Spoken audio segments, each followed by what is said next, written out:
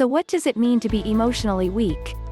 Emotional weakness is not being able to regulate or express your emotions in a healthy, well-balanced way. It isn't anyone's fault, nor is it something to be ashamed of. If you feel you haven't reached a certain level of emotional strength, it's a process requiring patience to help you become more self-aware. Here are 7 habits that make you emotionally weak. Number 1. Not believing in yourself. What's something you think you're bad at? What about genuinely trying that activity again? After deciding you're no good at it, it's important to realize that an initial failure doesn't mean you aren't gifted or talented enough or something. If you only stick to first tries, you'll likely end up limiting and dragging yourself down. In psychology, this is called a self-fulfilling prophecy. Simply put, if you believe something is true, you subconsciously go out of your way to affirm it. For example, if you believe you'll fail a math test, you're much more likely to do worse. Since you have such low confidence. What this means is not having faith in yourself makes you both emotionally weak, and it makes you perform worse. So watch out. Number 2, not taking care of yourself. Do you struggle with taking breaks when needed? While it sounds counterintuitive in a work-oriented society, it's actually sometimes harder to rest than to keep pushing yourself to the limit. Emotional weakness tends to force people to base their self-worth on their achievements, status, or finances instead of who they are as a person. After all, regardless of how often we hear the phrase love yourself, it's still incredibly hard to put into practice. This can lead to many problems, such as avoiding self-care, not prioritizing your physical health, and burnout. You may not realize it, but there is strength in taking breaks. Your worth isn't based upon what you do. Instead, it's based on who you are. Number 3, making decisions based upon emotions instead of values. Do you tend to think with your heart rather than your head?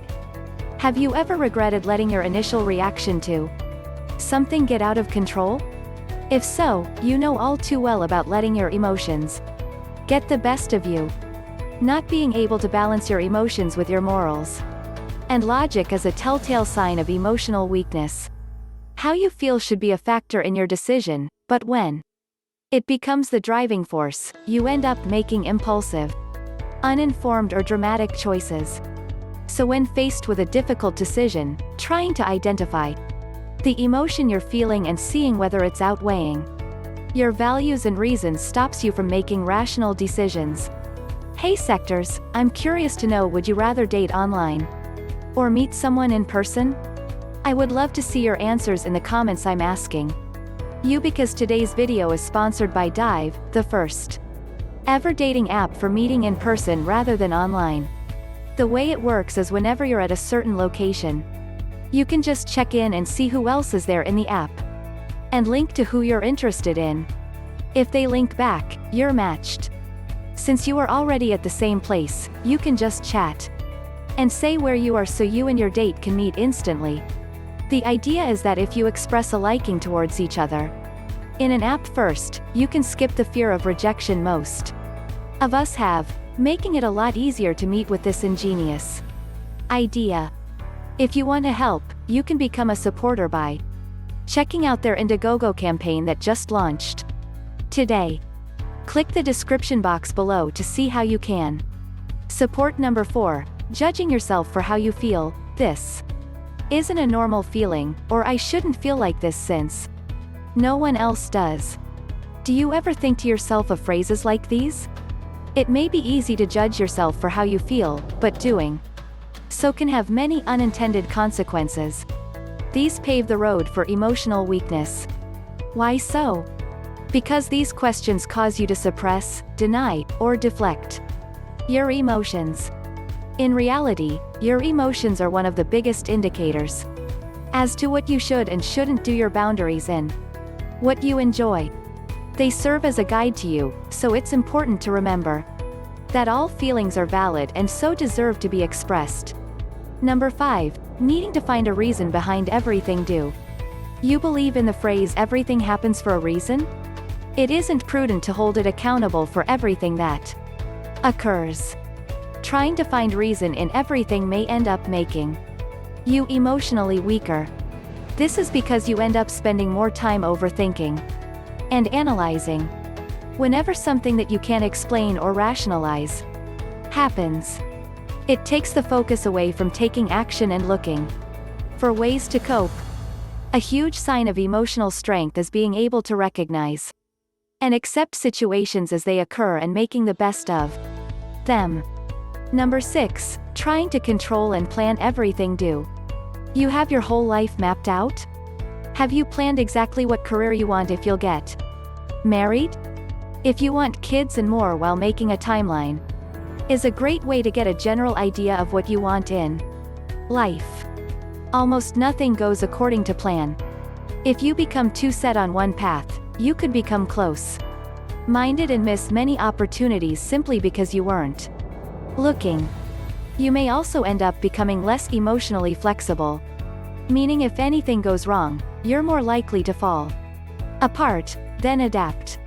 Finally, similar to needing to find a reason behind everything, you could spend more time preparing than actually doing.